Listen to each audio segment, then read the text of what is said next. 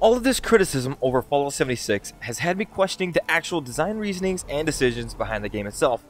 There is a lot to love about the game, yet most players are running into the issue of feeling like there is something major missing.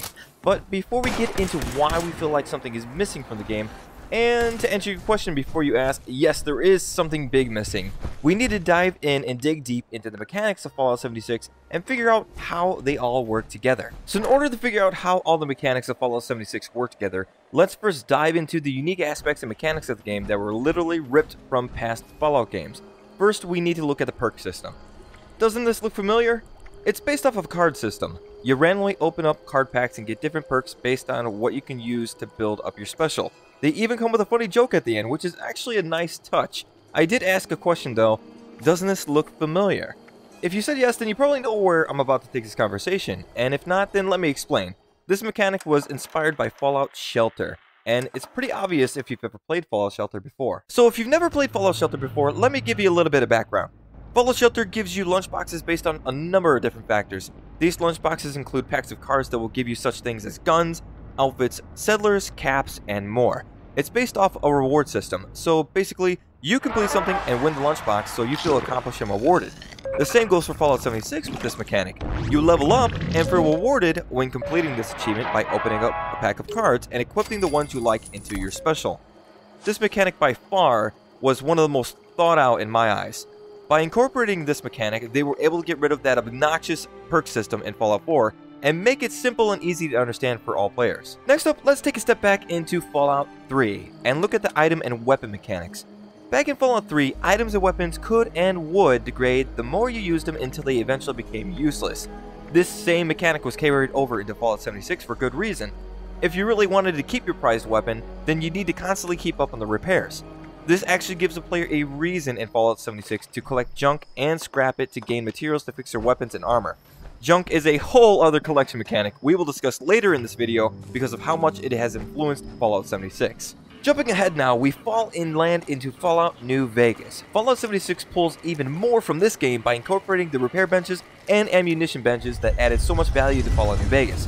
By having nothing more than a unique bench, a player in Fallout 76 could repair weapons, armor, and even create their own ammunition. It seems for now though that Fallout 76 left out the ability to create your unique ammo such as hollow point rounds that were found in Fallout New Vegas. They most likely left these different types of ammunition out of the game in order to reserve memory and effort on other aspects of the game. In my opinion, this was actually a smart decision, seeing as too many forms of one type of ammunition could get messy and lead to too much inventory management, which is all too familiar already in Fallout 76. Another small feature added from Fallout New Vegas was cooking. You could easily create a campfire in Fallout 76 and cook up new dishes as long as you had the right recipes. So since we got those out of the way, let's go ahead and dig into the mechanics that were ripped from Fallout 4 and incorporated into Fallout 76. One of the most notable features re-scripted for the game has got to be the settlement system. Fallout 76 literally has taken the settlement building system from Fallout 4 and made it into a self-sufficient, unique player home. That's right, what most MMOs have had troubles with or failed at has been the inclusion of player homes. But Fallout 76 makes it look seamless. Well, in most cases. I definitely have to give credit where credit is due for the player home settlement system implemented into the game. But sometimes this system can be a bit finicky. This is because, as in most MMOs, they ran into issues. The player homes couldn't be near major areas or quest lines that would interrupt other players. Griefing was also a worry, so you couldn't simply place your player home, or as they call it, your camp, anywhere you want. But nonetheless, this feature is simply unique to Fallout 76 and definitely fun to mess around with, especially since you don't have to listen to Preston Garvey constantly nagging you. Chems and health items were also something recreated in Fallout 76 from Fallout 4. But this time, Fallout 76 took the items and chems a step further by making a couple different variations out of them. You now could have diluted chems or stim packs, or super chems and stim packs. This may seem like a small feature to repeat and include, but it makes finding those better chems and stim packs that much nicer. Oh, did I mention you could create these items as well? Yeah, you can, just like you could in Fallout 4 through the chem stations.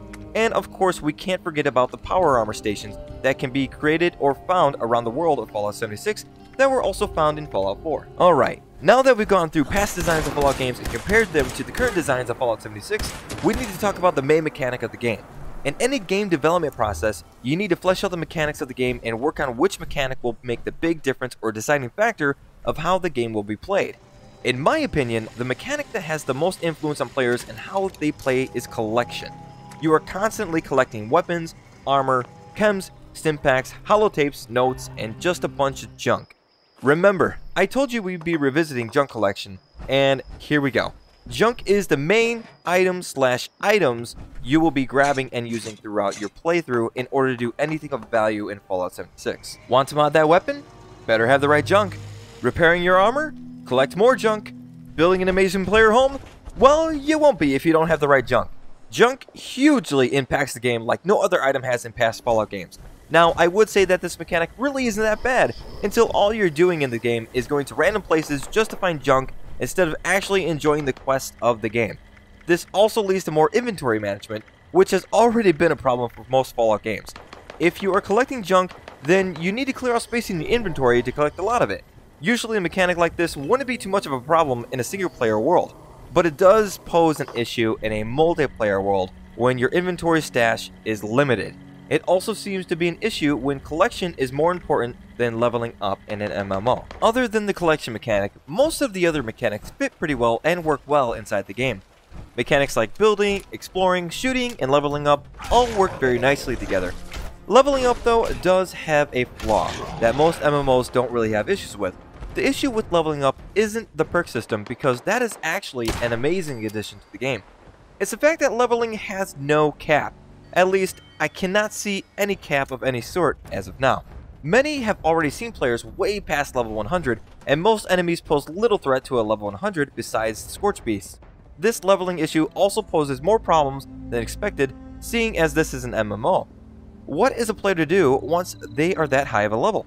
Launching nukes would be fun to amp up the playing field, but what else is there for a high level player to do besides that? If the leveling system was fleshed out and capped at a respectable level, then some of these issues would be taken care of. But not all the issues, which is a topic I'll be saving for a separate video. Since we've gone over most of the designs and mechanics that were copied from other Fallout games and have seen how they work with Fallout 76, a big question stands out. Why is it that players are hating on Fallout 76 when it's literally a Frankenstein of past Fallout games players have loved?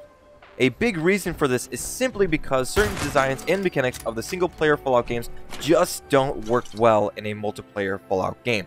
The workbenches, settlement systems, and packets of cards from past Fallout games work very well in Fallout 76, mainly because they were fleshed out and reimagined for an MMO, whereas the junk collection, leveling up, and stash found in past Fallout games don't work well in a Fallout MMO because they weren't thought out and changed enough to make those designs and mechanics unique. So the problem players really have with Fallout 76 isn't all the little bugs that are found and fixed the next day.